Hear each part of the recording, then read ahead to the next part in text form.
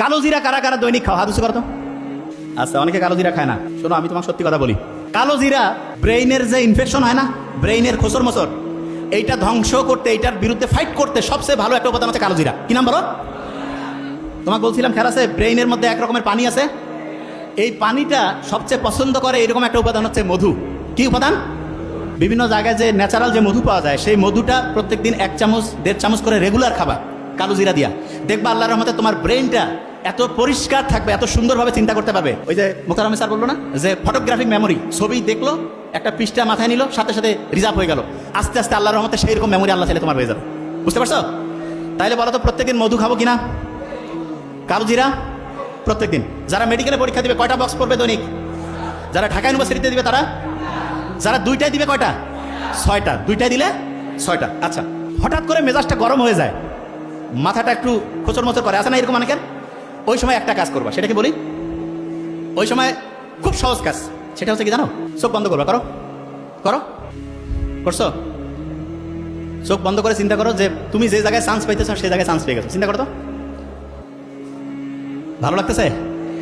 আচ্ছা, একটা জিনিস বলি, পরীক্ষার হলে অনেক সময় খেয়াল পড়ে না, তখন চোখ বন্ধ করলে পড়াটা মাথায় আসে না।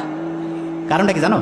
চোখ হচ্ছে আমাদের প্রায় 80% সেন্স, মানে আমরা আমাদের ব্রেইনের যে খরচ 80% চোখ করে। কে করে? শোনো, একজনের চোখের দিকে তাকাইলে বোঝা যায় না সত্যি বলতেছে না মিথ্যা, এ ভালো চাচ্ছে না খারাপ, বোঝা যায় না? বলে না, চোখটা মানুষের মনের যে প্রতিচ্ছবি, সেটা চোখের মাধ্যমে প্রকাশিত হয়। তোমার একটা পড়া মনে আসতেছে না, তার মানে ব্রেইনে যে জায়গায় পড়াটা রাখছো সেই জায়গা থেকে নেটওয়ার্ক ঠিকভাবে কানেকশন পাচ্ছে না।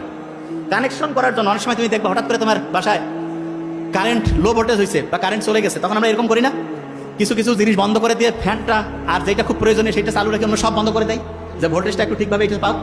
ঠিক তেমনি করে তোমার ব্রেইনের ভোল্টেজে তখন কম বেশি হয়েছে, এই ভোল্টেজটা তখন কিভাবে আসবে? ঠিক চোখ বন্ধ করছো, করছো না?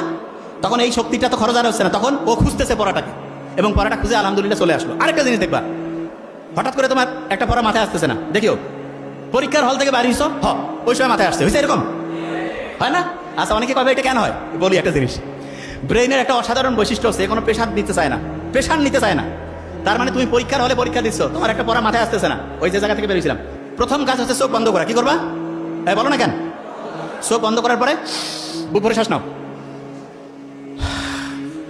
এইরকম করে 3 থেকে 5 বার নিবা এবং ছাড়বা। ওই সময় ব্রেইনের যেই জায়গাটায় তথ্যটা রাখছিলা সেটার সাথে নেটওয়ার্কিং ব্যবস্থাটা স্ট্রং হয়ে যাবে।